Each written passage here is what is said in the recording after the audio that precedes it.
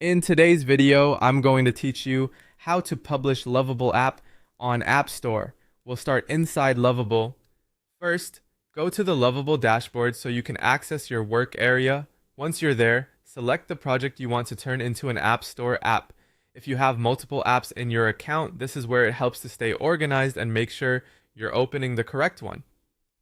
Next, click on All Projects if needed, and then open your project from the list. This takes you into the specific app you're preparing for release. Make sure you're in the final version you want to publish because the next steps depend on the live web app you've already built. After that, click on Publish. This is the point where Lovable generates the hosted version of your app.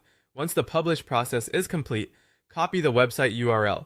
This URL is important because Lovable apps are web-based, and you'll use that link in the next stage to package the app for iOS. Now choose a native wrapper service. Because Lovable creates web apps rather than fully native iOS apps, you'll need a wrapper or conversion platform such as Median or Rapid Native to package your site into an iPhone-compatible app format. In this service, you'll typically paste the published website URL and follow its setup process to prepare the iOS version of your app. Take your time here because this part bridges the gap between your web app and Apple's app ecosystem. Once that's done, go to Apple's App Store Connect.